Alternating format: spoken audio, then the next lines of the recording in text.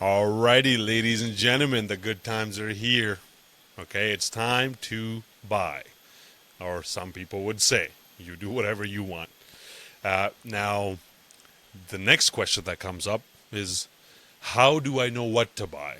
How do I select what to buy? So we're going to cover all that today. We're going to look at how to select cryptos, how to understand risk ranges, how to pick sectors, how to vary between those sectors. It's going to be a whole bunch of funsies stuff that we're going to cover, and we're going to look at price history and all the charts and the technicals. All that stuff's going to get covered. Now, if you can hear roosters crowing, or you can hear the cicadas in the background, that's because we are outside today. We are in nature, also known as the real world. And I know everybody is so used to listening to these YouTube channels with perfectly studio performed stuff with scripts that they read like this, and most people listen to them thinking they are telling you stuff that is honest and genuine. But in actuality, it is all planned and written by writers to make sure that you understand and you like and subscribe. Yeah, we don't do any of that shit. We got a little script, but we're going to go through it. Okay, so how do you select the cryptos, Sim? Why this crypto and why no this crypto? Why you no buy AI play, Sim? A lot of those questions come up. Okay, so instead of just giving you the fish, let's teach you how to fish. So there are a few different ways to think about how to select cryptos. I'm going to focus on a couple. One is going to be the DFTU strategy. That's from Raoul Pal, one of the greatest minds ever, and he has been very right.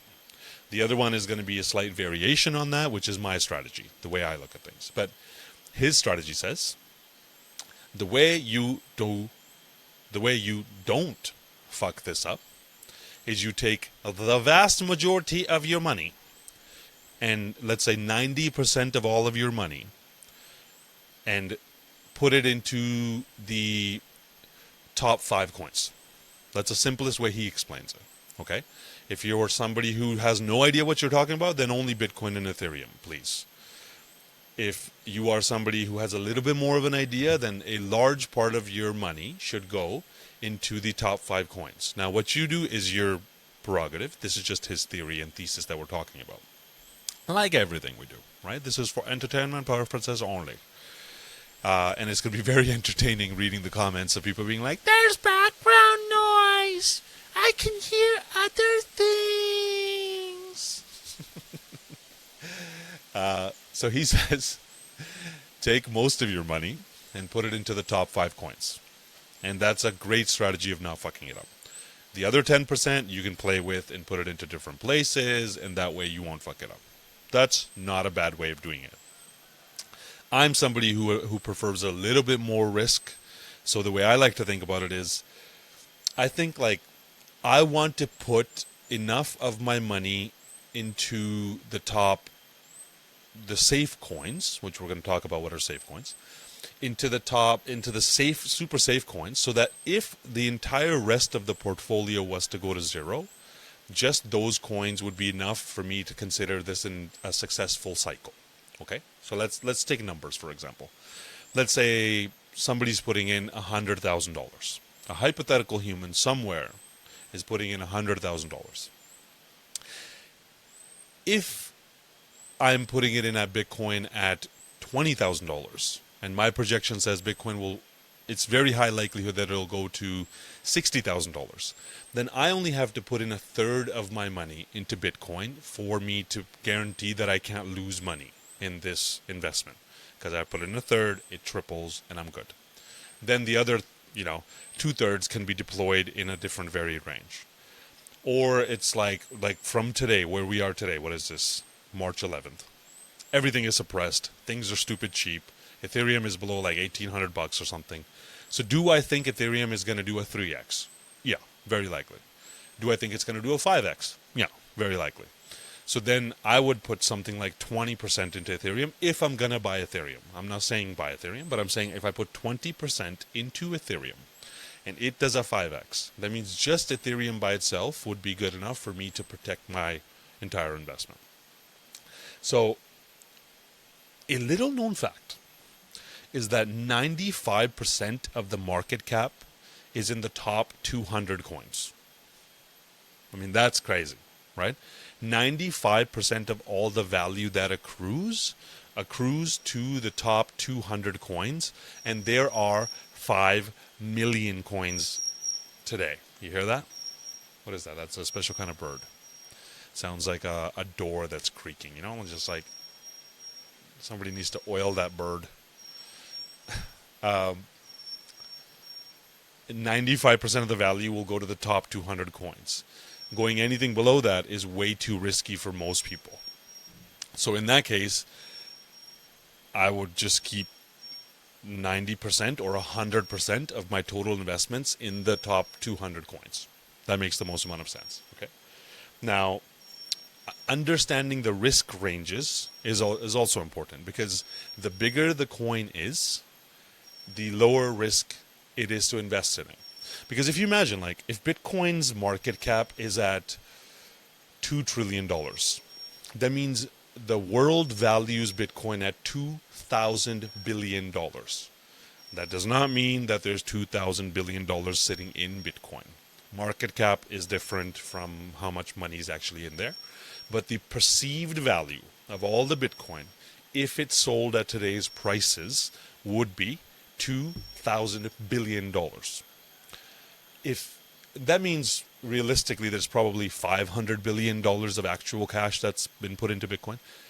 If somebody puts $500 billion of money into Bitcoin, do you think they've done some research to make sure that it's safe? Logically, yes. They can afford it. Therefore, I can rely on the research that somebody else has done to be able to say that this is something that's safe. So market cap is a signal of the safety of a coin. Now, does that mean it's always safe? No. Luna was $50 billion and it went to zero. So there's a small chance that it could still go to zero, but the bigger the market cap, the more likely it is somebody really wealthy, thousands and millions of wealthy people, have done the research required to say it's safe. That's why it has the market cap. So the way I like to look at it is like the top 20 coins for me are safe. That's my risk range. You do whatever you want. But for me, the top 20 coins I look at as safe. Now, do I buy all of the coins in the top 20 coins? No, because there's a bunch of shitty coins in there that I don't want to buy, that don't have the right functionality or whatever. But in this simplified reflection, I would consider the top 20 coins safe. I would consider the next 30 coins medium risk. So top 20 coins, low risk. The next 30 coins, medium risk. The next 150 coins, high risk. And anything below the top 200, retardo risk. It's a very technical term. It's called retardo risk, where you have to be retarded to take that much risk. Now, you're going to be tempted to wade into the riskiest end of the pool. That's the entire game. To try to convince you to go buy stuff that's going to do 100x. That's going to do a 50x. We're all going to get rich. So don't do that. Okay? That's really important. Now, let's imagine you understand how you want to play this risk range. A safe person might just put all of their money into something like the top 20 coins. That would be a very smart thing to do. The right coins, of course, within that region. A medium risk person might put 50% into the top 20 and might put another 50% into the next 30. That's a medium risk way of doing it. A high risk person might put 20, 30% into the low risk stuff, because if it does a 3x, your entire portfolio is covered. And then 20, 30% into the medium risk stuff, and 20, 30-ish% into the high risk stuff, and probably go and play with 10% in meme coins and other stupid shit where you will just lose all the money anyway, and gamble basically with stuff like that. Now, a complete moron puts anything more than that down the road. Now, listen, morons make money, but just saying, if you're doing anything else, you might be a moron. What's that comedian? He's like, you might be a redneck.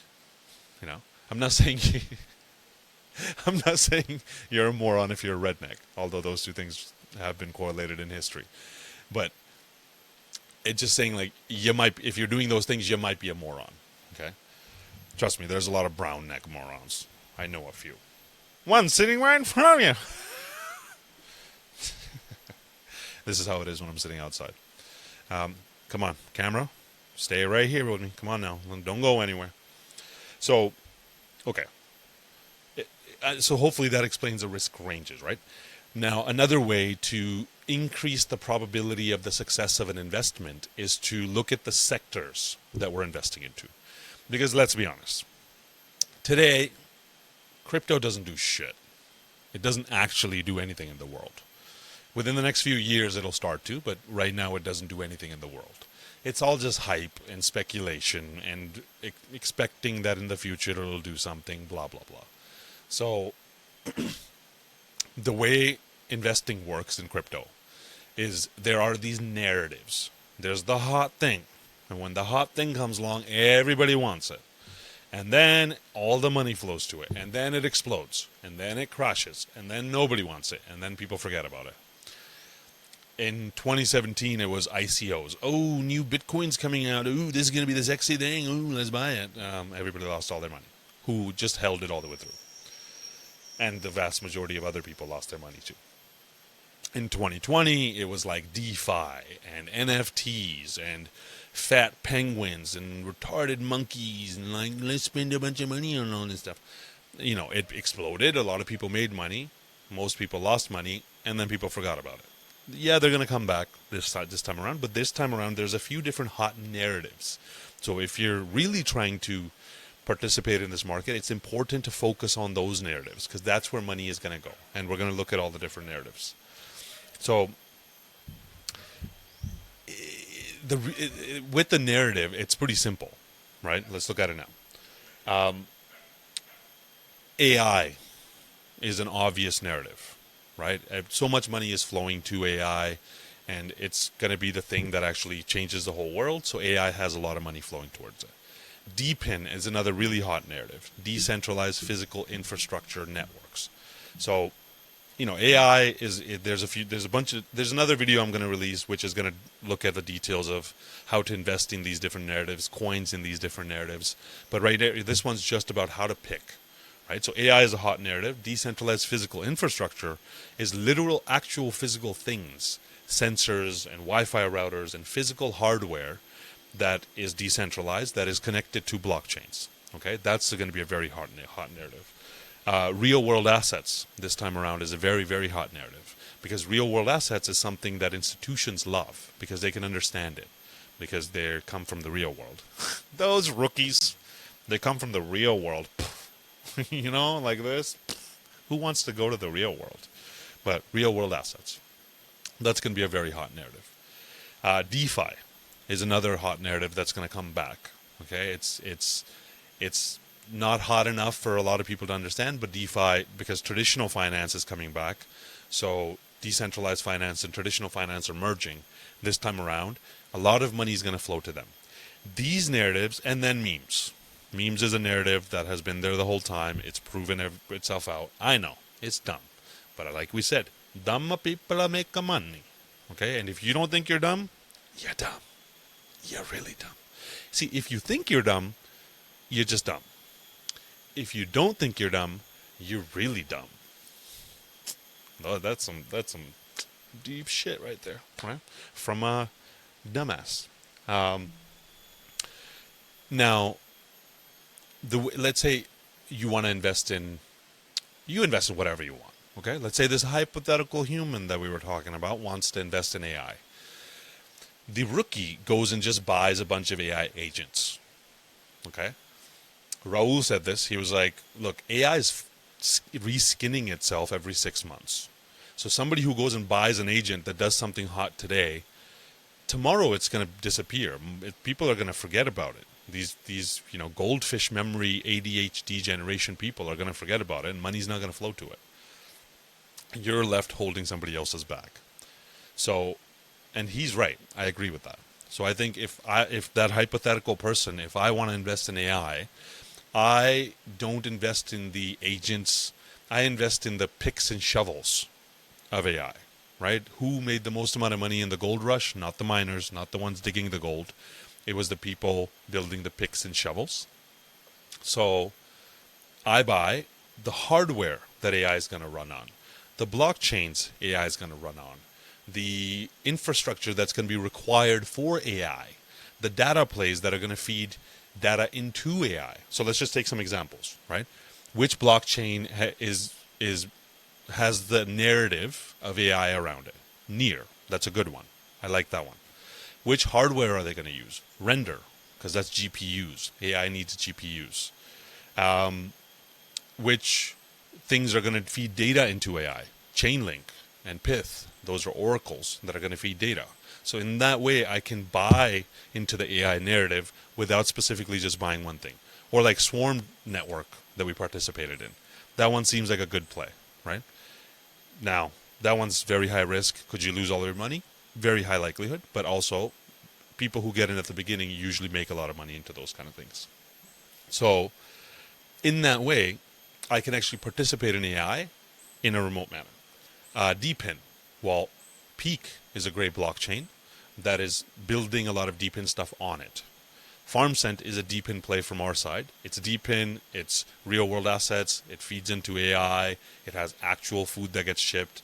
You know, all those things combined together make it so it leverages many different narratives. We did that on purpose because we know what we're talking about. RWA, DeFi, there's a bunch of different ways to participate. So it's like for DeFi, it would be you can buy the platform that is going to conduct DeFi. Like Radium has been a good one. Jupiter, that's why Jupiter is my favorite, one of my favorites, because it's a DEX aggregator. So on Solana, when you want to find a good price in DeFi, you would go through Jupiter.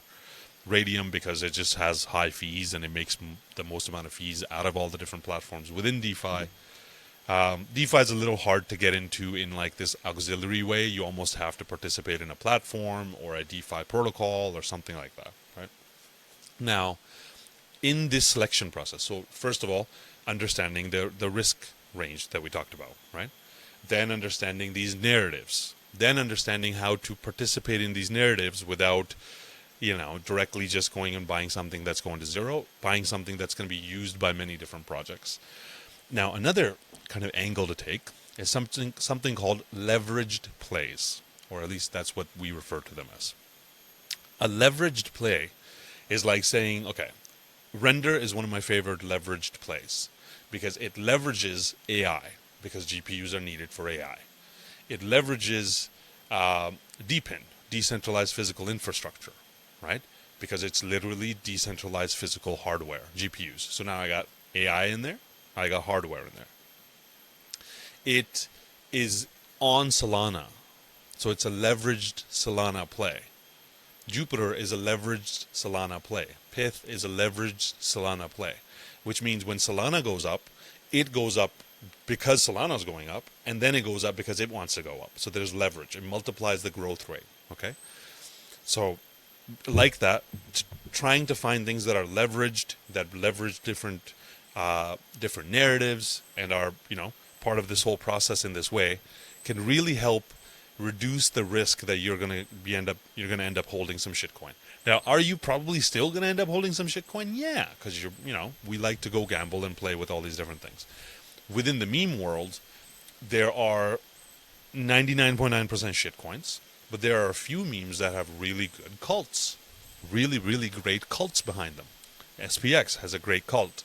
Giga has a great cult. Trump, come on. I'm a member of that cult.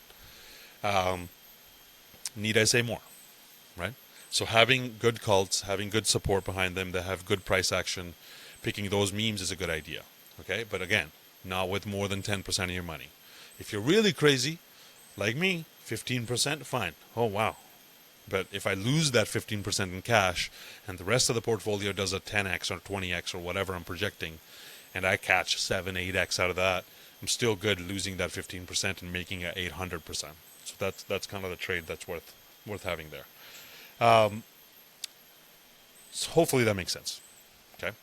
Now another angle to take on how to pick the coins is the price history angle, right? So one way you can do that is do a Fibonacci retrace on it.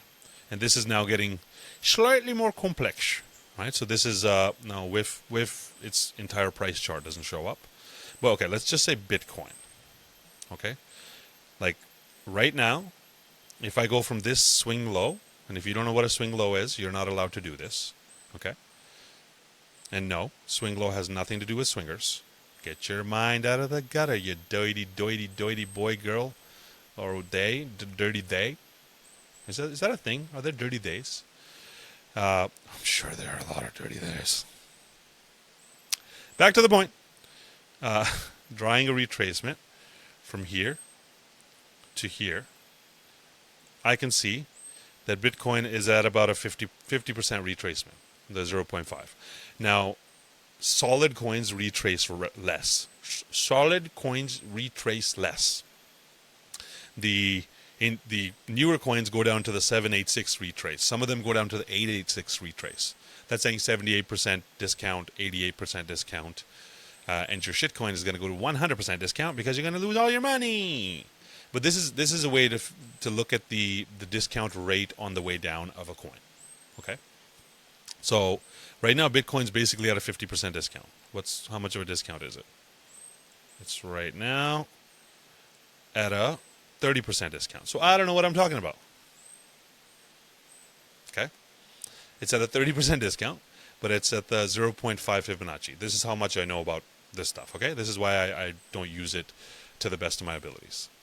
Now, even at this point, it's at a 30% discount. It's back down to here. That says a lot as far as how I can pick the coin according to the price history, right?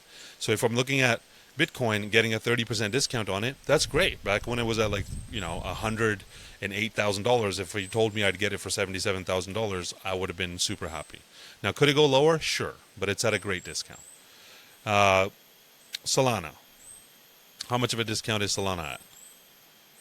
Solana is at I didn't draw that fully well enough. Solana is at I didn't draw that fully well enough. Solana is at I'll just keep making jokes and won't say it, 62% discount. That's good. That's really good. Now, Solana, what? Wow, Solana is going below this range. If it goes below this range, we're gonna have some bloodbaths. But Solana at a 60% discount from its all-time high. That's a really good discount.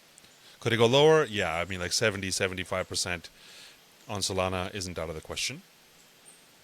Sui, it's at a massive discount. I'm not going to go through all of them, but you can look at the price history, right? Now if you look at something like, I don't know, like WIF, even on this chart, even though this is not an accurate chart, it is well beyond its 886 retracement. It's broken well below. It's even blasting through the target that I set for it. But, you run the same analysis on this, and it's at a 91% discount. Bruv, if something solid ever goes to a 91% discount, I'm happy to buy it. Now, could it go to a 99% discount? Yeah. Could it go to a 100% discount? Yeah. That's why this is all part of that 10% bucket where if I lose the money, I lose the money. Now, is Solana going to go to a 99% discount? No. It's a solid asset. It has done really well. It's now around this range, so on and so forth, right? So looking at the cyclical history of it, looking at the Fibonacci retracements and learning it from somebody who uses it more than I do, clearly, you can see that, okay? It gives you a better reflection of how much of a discount you're getting on things. So right now, I'm happy to be in these narratives, have these leverage plays, a bit of AI, a bit of DePIN. If I can combine them together with things like render, fan-fucking-tastic. Okay, wait. Renda, don't pretend to be a big spender. Because we got the purple slushy coming out that blender. No, that's not my flow. I do write songs, but that's not my flow. That's actually from, I forgot one of the songs. Renda is at a 80% discount right now. My target is $2, but it could go below that, especially the way things are happening right now. It could go anywhere. But the point is, an 80% discount. When it was at $13, everybody wished that it was at an 80% discount. Now, it's getting close to its 886 retracement. 786 is normal. 886 is a deep retracement. Anything below that is like meme coin levels of retracing. So, I can see that those things are at a good discount. If this thing has all these different leveraged plays, remember, it's a Solana leveraged play. It's DeepIn, it's AI, it's RWA. It's all the juicy things put together into like one of those banh mi sub sandwiches. I like that. I like it with a little bit extra cilantro, So there you go. That is how to pick coins. So that's at least how I pick coins. Now, over here, over somewhere here or something is going to be another video. So if you want to continue the fun, watch that. And apparently I'm supposed to do this. So see you in the next one. Otherwise, much love. Do not pick the wrong ones. Don't fuck this up. LFG, baby.